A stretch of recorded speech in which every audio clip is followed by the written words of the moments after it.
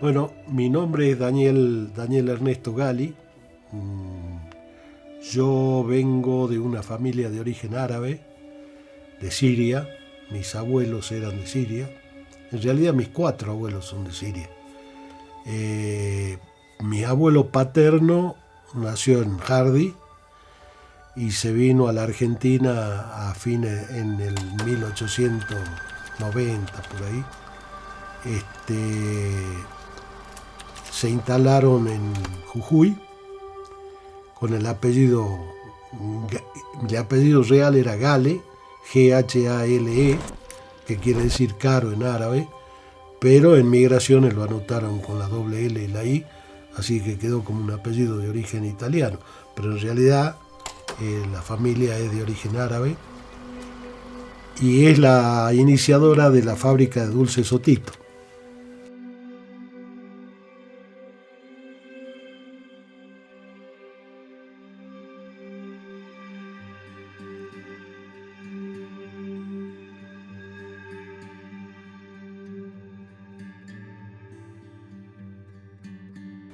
Pero bueno, mi abuelo empezó siendo vendedor ambulante, como muchos paisanos.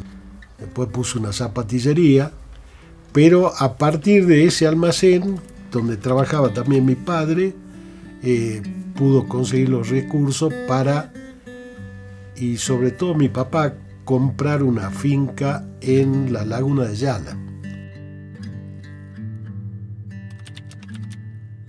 La finca esa era originalmente de un inglés de apellido Anderson, y la esposa de este señor le gustaba coleccionar libros de filosofía.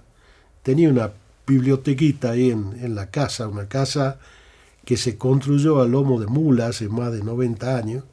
No había camino todavía. Y Anderson falleció y la viuda de Anderson se la vendió a Cherepó, que fue el ingeniero que vino a trabajar en el ferrocarril. Y bueno, de ahí decidieron comprar la finca esta, que son 5 hectáreas, pero los libros de la esposa de Anderson quedaron en la biblioteca y adentro tenían recetas de dulces y mermeladas inglesas. Y mi tío, que venía de la Universidad de La Plata, donde había hecho una especialidad en industrias agrarias, la especialidad, digamos, de la materia industria agraria era fabricación de dulces y mermeladas y conservas de alimentos, se interesó, leyó las recetas y como había plantas frutales a la vuelta de la casa, empezaron a fabricar, a hacer dulce en la finca y traer los dulces, regalárselo a los vecinos. Como le gustó, los vecinos después le daban el azúcar y los frascos para que le traigan más. Y después finalmente le dijeron, bueno, fabríquenlo y nosotros se lo compramos. Y así nace la fábrica de dulces Otito.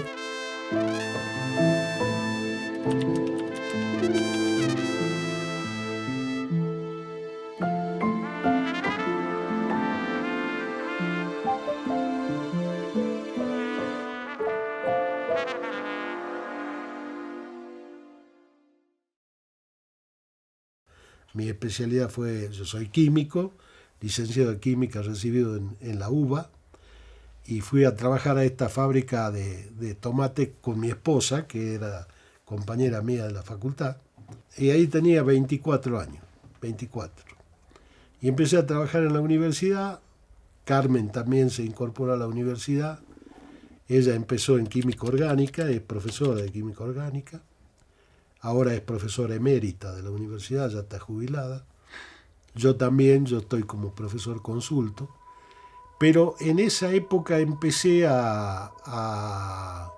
la materia que se llamaba Introducción a la Química, a preparar trabajos prácticos, y uno de los trabajos prácticos era recristalización y purificación de sulfato de sodio. Pero el sulfato de sodio del frasquito químico, digamos, ¿no? Para estudiar las curvas de solubilidad, etc.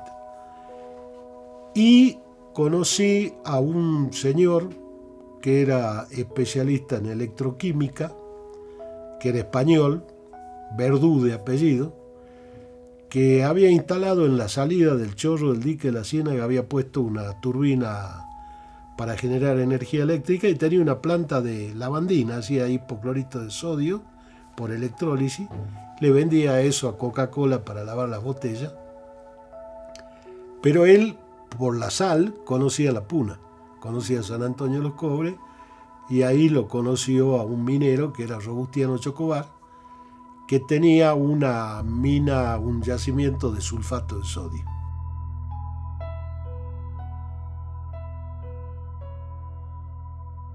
Y este señor me dice, no, yo te invito, que vamos a la Puna, que... Y yo no, la verdad que la Puna de Salta no la conocía para nada, y cuando estudiaba un profesor de termodinámica, que fue la materia que terminé dictando después acá, hasta que todavía sigo, me dice usted, cuando me tomó el examen final, me dice, ¿usted no conoce la Puna de Salta, San Antonio de los Cobres? No, la verdad que no.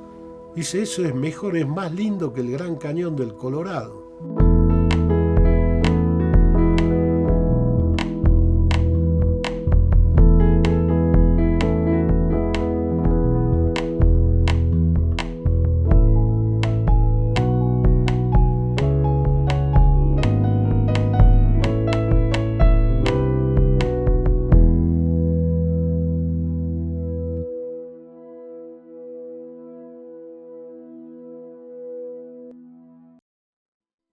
Era un alemán, ¿no? Y estaba enamorado de la Puna. Así que cuando me dijo este señor, vamos a la Puna, encantado fui. Y fuimos al yacimiento de Robustiano. Y yo cuando vi el sulfato de sodio mineral, cristalizado como decahidrato, mezclado con arenas, arcilla, sal, dije, esto es una maravilla. Además, uno en la universidad estudia, lee en el libro, sí, aparece en tal lugar, tiene tal forma, pero otra cosa es verlo, ¿no? Entonces ahí me entusiasmé muchísimo y volví a Jujuy con una bolsa de sulfato de sodio, y el trabajo práctico que hacía lo convertí en la purificación de ese mineral.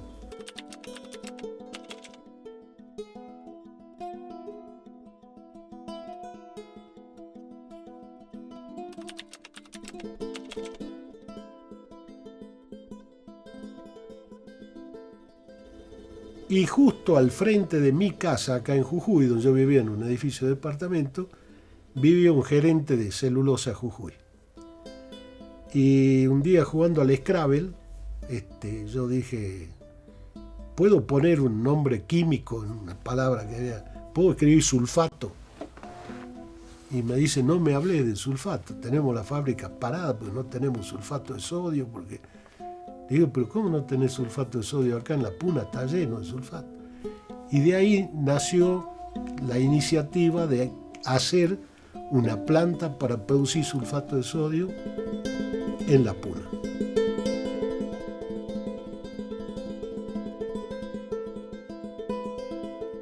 Y yo empecé a ir a la Puna y diseñamos una plantita ahí en Pompeya, se llamaba el lugar, que es 5 kilómetros por la ruta 51, como yendo hacia Salar de Pocito. A 5 kilómetros de San Antonio está el lugar donde desemboca el río que viene de los Baños de Pompeya.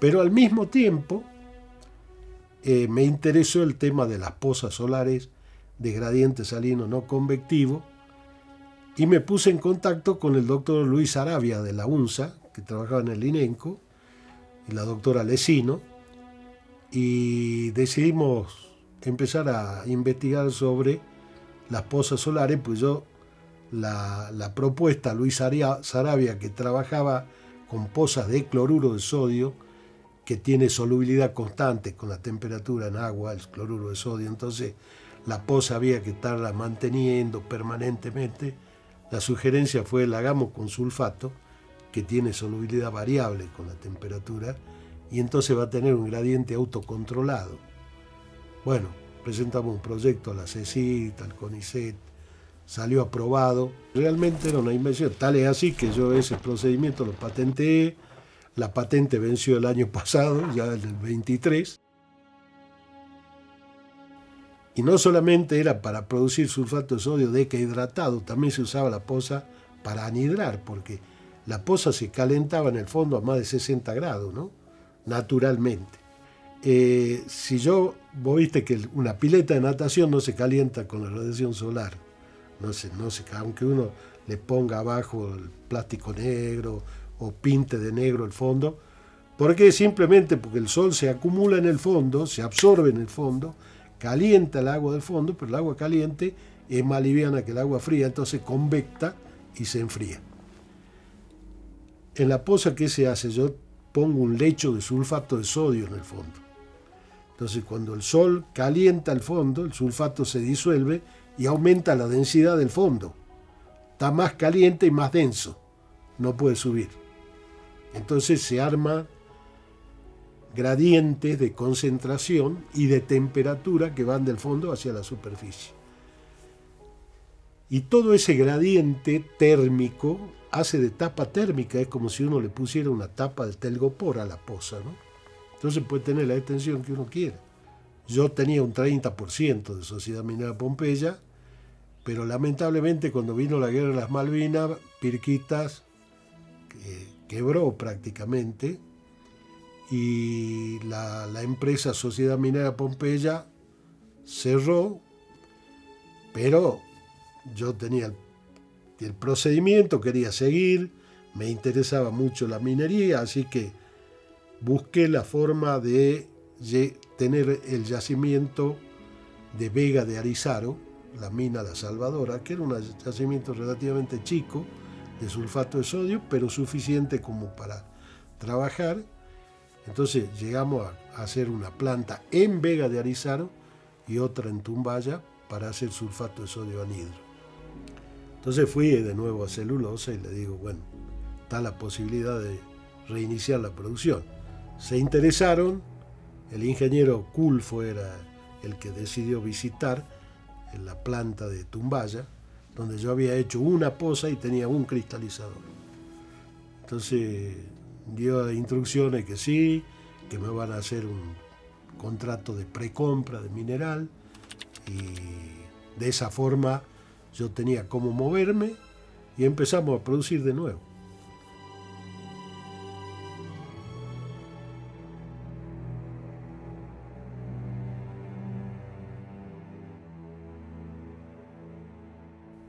Mi madre vivía acá en Jujuy y siempre se asustaba cuando iba. La hermana de ella vivía en Santiago del Estero y el esposo de la hermana, cuando yo los iba a visitar, mi tío, la primera pregunta es: ¿seguís haciendo esas locuras de irte a la montaña y quedarte ahí metido? Y claro, para ellos era una cosa que primero no era necesaria, desde el punto de vista económico hablando, ¿no? Pero para mí era muy necesaria, pues yo tenía espíritu de investigación, minero, y bueno. Y de ahí vino que yo quería estudiar, al principio, ingeniería química. Mi hermano, por equivocación, me inscribió en la licenciatura en química y la carrera me gustó de entrada, así que terminé con eso, ¿no? Terminé con eso y siempre me gustó estudiar, tanto que después hice un postdoc en Australia, en la Universidad de Macquarie.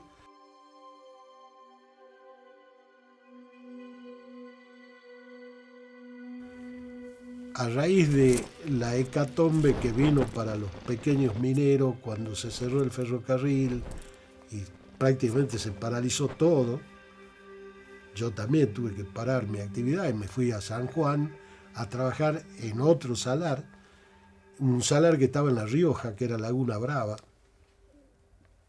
Bueno, cuando tuve la oportunidad de volver a Australia porque me contactaron porque les interesó un proyecto minero y la persona con la que me contacté estaba relacionada con la Universidad de Macquarie. Entonces, cuando yo le presenté un trabajo donde proponía cómo cuantificar la alteración del medio ambiente mediante una variable termodinámica, qué sé yo, se embaló y dijo, pero esto puede ser una tesis doctoral. ¿Por qué no presentamos la tesis doctoral? Bueno, presenté en la Universidad de Macquarie, pero la idea ¿cuál era? Tratar de formular un modelo económico de una economía que sea ideal. Entonces, el principio guiador era, si la termodinámica tiene flecha del tiempo, es decir, las cosas van en una dirección, eso dice el segundo principio de la termodinámica, en la economía también hay flecha del tiempo, porque nadie puede negar que hay un bienestar promedio, digamos, ¿no?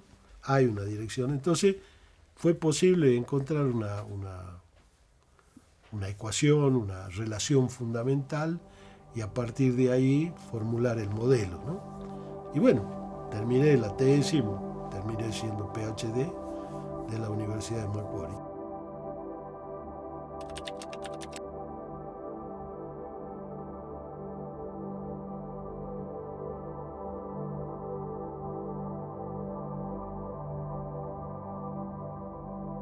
Inclusive viajando, vos estás todo el tiempo pensando.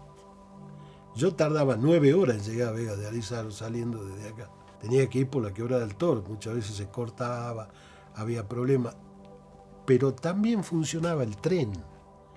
Y yo muchas veces iba con mi camioneta hasta la estación de Salta, cargaba la mercadería para la gente en el tren, me tomaba el tren en un camarote que era prácticamente para mí solo. Así que ahí iba estudiando, el tren salía a las 3:30 de Salta, de la estación de Salta, llegaba a las 7 de la mañana a Vega de Arizaro. Iba hasta Socompa y cuando volvía pasaba a las 7 de la tarde, o sea que tenía 12 horas para trabajar en la planta, y si era necesario quedarme, me quedaba una semana y bajaba al miércoles siguiente, pues subía los miércoles nomás el tren.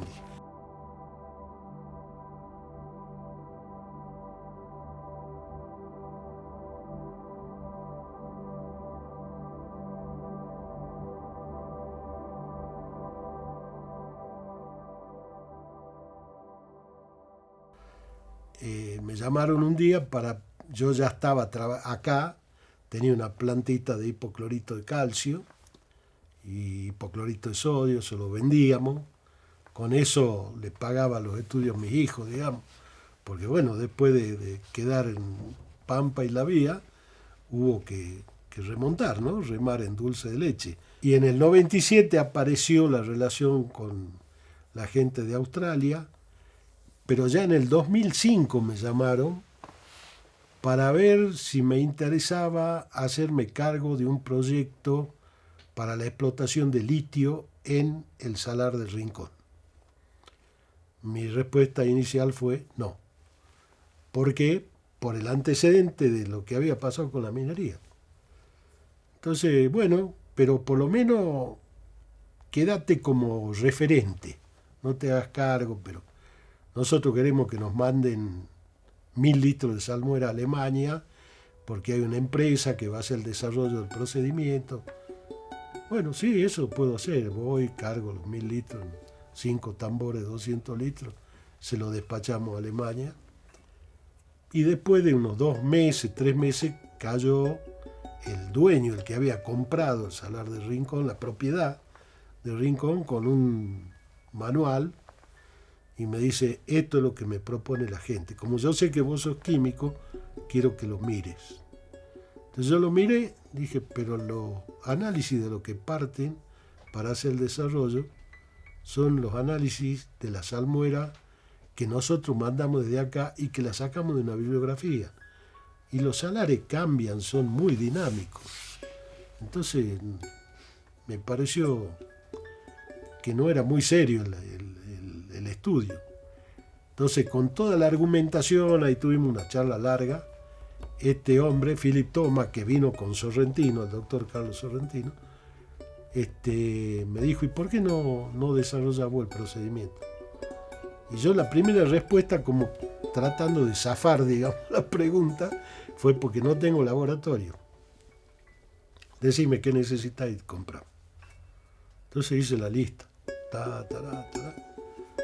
Bien completita la lista de todos los equipos, absorción atómica. No había puesto ICP en ese momento, pero con una absorción podíamos zafar.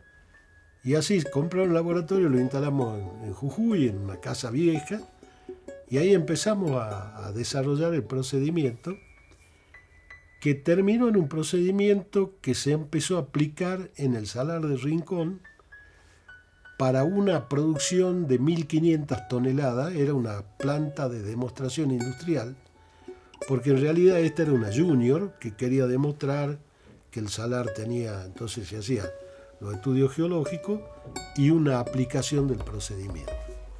Bueno, la planta esa empezó a producir 1.500 toneladas por año en el 2012, 2013, y se exportó a varios lugares del mundo.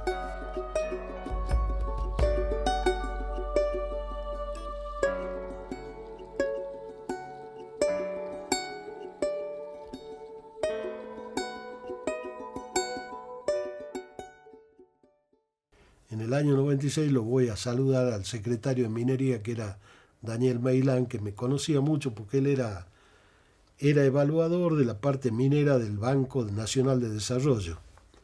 Y después quedó como secretario de Minería, pero yo lo conocía de hacía mucho tiempo. Y era una persona que siempre apoyaba a los mineros, te empujaba, que vayas para adelante. Y lo fui a saludar y la secretaria me dice, espérelo que está ocupado. Entonces, como habían pasado como 20 minutos, y yo era saludarlo nada más, le digo a la secretaria, decirle por favor que yo vengo nada más que a saludarlo por la fiesta de fin de año, pero puedo volver en otro momento. Entonces entra y sale inmediatamente ella y me dice el licenciado Meilán que si usted se va no vuelva más. Ah, bueno. Entonces me quedo pues enojado con la... Entonces después cuando me hace pasar me dice, ¿no sabés con quién estaba yo acá adentro? No, le digo, la verdad que no. ¿Quién estaba? El gerente, creo que era doctor Gonzalo Tufiño, es el CEO de la FMC. Y yo haciendo una broma le dije, bueno, pero no es tan importante porque ellos traen carbonato de sodio de Wyoming cuando yo se lo puedo fabricar ahí en la Puna. Y el otro abre los ojos así y me dice, ¿vos podés fabricar?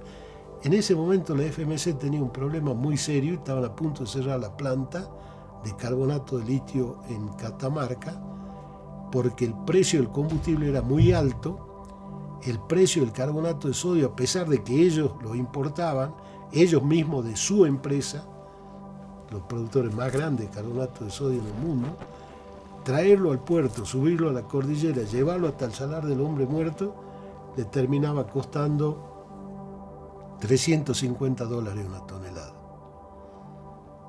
¿Y qué pasó? Cuando ellos pusieron en marcha la planta de carbonato de sodio, el precio del carbonato de litio era $3.600. Y en Chile lo bajaron a 3.600, lo bajaron a 1.800. Y ahí la dejaron a FMC afuera de costo. Entonces todo lo que signifique bajar el costo de los insumos o del combustible iba a venir muy bien.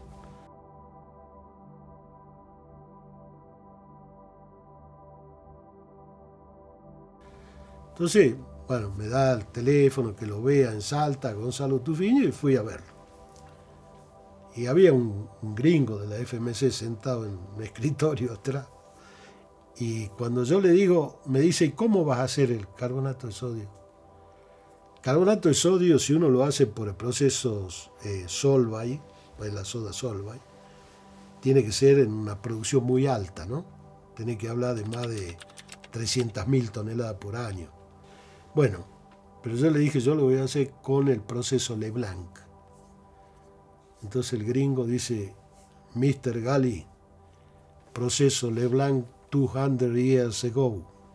Sí, ya sé que esto fue hace 200 años, pero acá en la Puna eso andaría muy bien.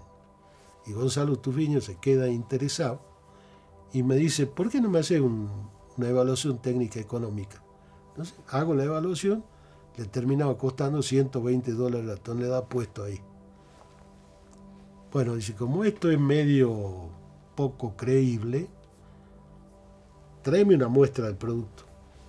Pues yo le decía, lo vamos a hacer en solución, no hace falta secarlo porque lo vamos a hacer ahí en la puna. Vamos a usar caliza de Tocomar, sulfato de sodio del que yo estoy produciendo y carbonilla que voy a llevar de Zapla, pero cuando esté el gasoducto podés usar el hidrógeno como agente reductor, el gas de agua. Bueno, tráeme una muestra. Entonces bajo, yo no tenía laboratorio, no tenía nada. Y tenía un laboratorio para analizar sulfato de sodio nada más. Entonces le pedí al secretario de minería de acá de Salta, el director de mina, creo que era el licenciado Sala, que me preste la mufla que ellos tenían y un crisol. Entonces en el crisol hice la mezcla de caliza, carbonilla de Zapla y sulfato de sodio. Lo metí ahí a 900 grados, tanto tiempo, lixiviamos, salió la ceniza negra, la filtré, lo puse en un Erlenmeyer, acá está esto vamos a hacer. Si hace falta concentrarlo, concentraremos un poquito, pero no puedo saber qué ley tiene. Bueno, no hay problema. Y lo manda a Wyoming. Lo analizan allá y se viene Vijay Mehta, que era el jefe de química de Wyoming. Dice, tráemelo a Gali acá. Voy. Quiero que repita lo que ha hecho delante mío. ¿Cuál era el secreto? No tenía nada de boro, porque ni el sulfato tenía boro, ni la caliza tenía. Y el boro en ese momento era medio un veneno para la producción de carbonato de litio.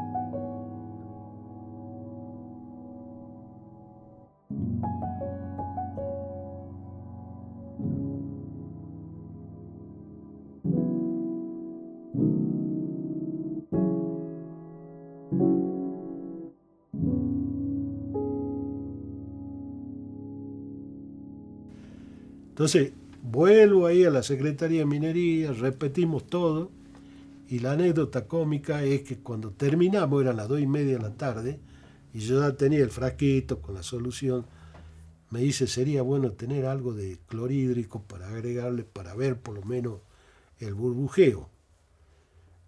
Porque yo tengo el que usted mandó que le dio antes, el que había hecho primero. Entonces comparamos, por lo menos para tener un análisis cuantitativo. Bueno, no, la cerró el laboratorio, ya no hay nadie. Y volvíamos al centro y yo veo una verdulería. Entonces paro y compro un limón. Y me dice, era un hindú el Vijay Mehta, pero hablaba en inglés, ¿no? Me dice, ¿qué vas a hacer con eso? No, podemos hacer la prueba con el limón, si es lo mismo. Ah, claro, dice, claro. Y tenía 2 tubitos de ensayo, así que pusimos en un tubito el nuevo y en el otro tubito el viejo y le exprimimos un cachito de limón a cada uno. Ahí cuando vio el burbujeo dijo, bueno, lo vamos a analizar ahora para que sea serio todo, pero sí, esto funciona, va a funcionar muy bien, porque además este procedimiento es muy conocido. El proceso Leblanc es el origen de la ingeniería química en el mundo. Leblanc era un farmacéutico, pero era el médico de la corona también.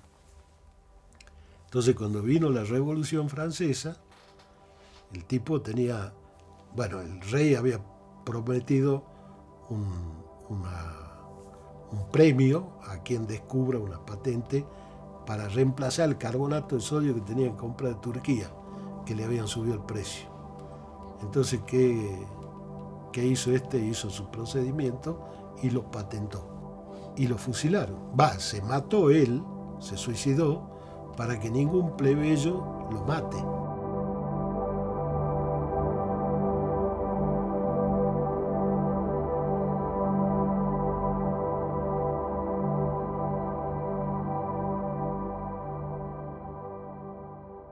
Bueno, la termodinámica es la ciencia que estudia los intercambios de energía entre los sistemas. Básicamente es eso. Grandes profesores de termodinámica, hay uno que se llama Sommerfeld, que dijo la termodinámica es una disciplina, en inglés dijo funny. Dice, si vos la estudias por primera vez, no entendés nada. La segunda vez que la estudiás, entendés todo, salvo una cosita que siempre te queda la duda. Y cuando la vuelves a estudiar por tercera vez, confirma que no entendiste nada. Bueno, a mí me apasionó la termodinámica y sobre todo la teoría termodinámica macroscópica de equilibrio. Dije, bueno, tengo un montón de archivos sobre mis clases de termodinámica y ejercicios que preparé para los exámenes y etcétera. Y bueno, me entusiasmé con querer escribir un libro sobre termodinámica, pero más que nada apuntando al tema de la irreversibilidad y el trabajo perdido, ¿no? Aunque no lo publique, que quede escrito hasta donde llegue. Y es por la zamba de los mineros, dice, pasaré por Gualfín, me voy para el Corral Quemado. Y a mí me pasó una cosa muy linda hace no tanto, cuando tuve que ir al Salar de Incahuasi, que está al sur del Salar del Hombre Muerto, en Catamarca. Entonces le había dicho a Federico Moya, un geólogo, sí, ahora voy a Salar de Pocito y después me voy hasta el Hombre Muerto y de ahí a Antofagasta de la Sierra y de ahí, no, me dice, pero ahora podés ir por Gualfín. Ah, mira qué interesante, ¿y cómo es? Te vas a Cafayate y de ahí, como yendo para el lado de Santa María. Fui por ahí y pasé por Gualfín. Bueno, la anécdota es que Dávalo se quedó con el amigo ahí en el almacén y Paredes se había ido al Culampajay a buscar el oro. Cuando vuelve, no tenían cómo pagarle a Marcelino Río lo que habían consumido. Entonces Dávalo le dijo, no te preocupes, yo te voy a hacer una zambita. Y el otro, ¿qué zambita? Y vino a Salta, escribió la zamba de los mineros y después se ha convertido el almacén en un centro turístico, ¿no? Me acuerdo que cuando tenía 29 años ya estaba con el tema de la cordillera y tuve una enfermedad casi terminal, ¿no? Que terminaron llevándome en un avión sanitario al hospital italiano en Buenos Aires. Ya, es más, un médico entró y me dijo que prepare los papeles porque se acababa la película. Y después otro me propuso un tratamiento con sulfamidas y corticoides, y más o menos estaba parada entre comillas, ¿no? El problema. Y cuando volví acá, el médico de acá, prohibido subir a la puna, yo estaba muy delgado, había perdido mucho peso, estaba realmente no muy bien. Y yo tenía un capataz que trabajaba conmigo en Vega de Arizaro. En ese momento estaba parado todo. Y en el mes de mayo fue, creo. No, yo me voy con Beltrán, Santos Beltrán. El que, digamos, fue uno de mis maestros mineros, ¿no? Era un maquinista de las máquinas negras del ferrocarril, la que eran a leña, que andaba por la zona, por el C14. Y él se había instalado en Tacataca, ya grande, y yo lo contraté, tenía un camioncito, me cargaba el sulfato ahí en Vega de Arizaro. Y fuimos en mi camioneta. Yo me acuerdo que subimos por el Abra Lipán, pero el camino no era por el cruce que hay ahora entre el Salar de Olaroz y Cauchari, sino que había que dar la vuelta por el norte y cruzar el río Rosario. Se nos quedó la camioneta en el río y yo bajé, porque yo tenía 30 años, él tenía 50 y largo, y se me acalambraron las piernas. Me subí a la camioneta y me dice, no, usted maneje y yo la voy a sacar. Y la sacó, se fue caminando 2 o 3 kilómetros, seguimos hasta Vega de Arizaro. Nevaba a Mari. Llegamos a Vega de Arizaro, yo no podía bajarme de la camioneta. estaba totalmente quieto. Este hombre hasta me alzó, me bajó, me puso, me dice, espere un momentito, yo ya conozco el problema que tiene, yo voy hasta la farmacia, ya vengo. Esto parece, no se lo cuento a los médicos porque algunos se enojan, pero fue a la farmacia era una vertiente que había ahí en La Vega, justamente, La Vega de Arizaro, y trajo un yuyo copa a copa, de ahí arriba. Yo le voy a preparar una infusión, dice, tiene que tomarla con bombilla, como si fuera mate. Va a pasar media hora, ya se va a sentir bien. Tal cual. Yo no podía comer. Después de tomar eso, pasó no media hora, un poco más, tenía hambre. Y habíamos hecho un asado en el horno de la cocina leña ahí, que estaba el mejor asado que comí en mi vida.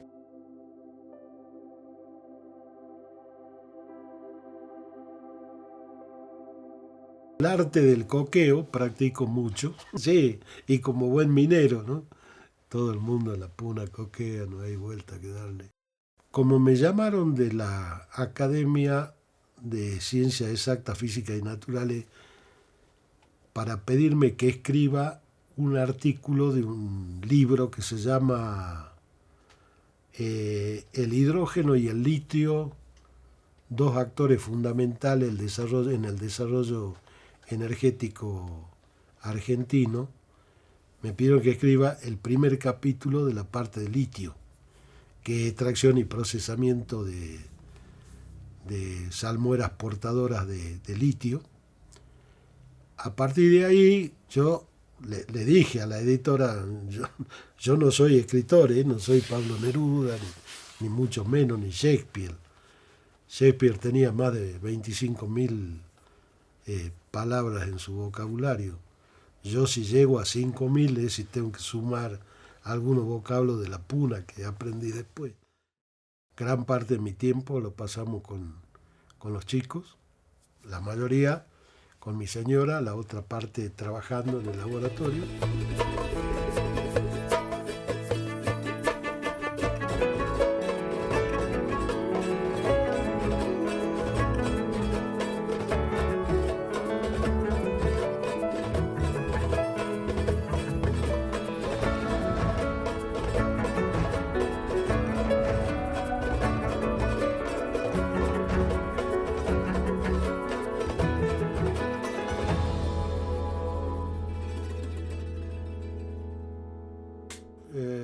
Philosophical Doctor.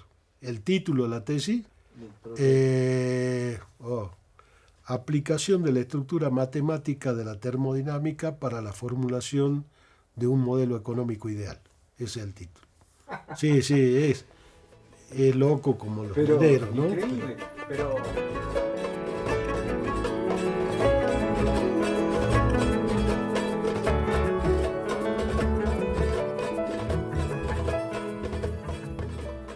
Se acaba, pero no se acaba. Siempre aparece algo nuevo, siempre aparece un nuevo desafío, ¿no?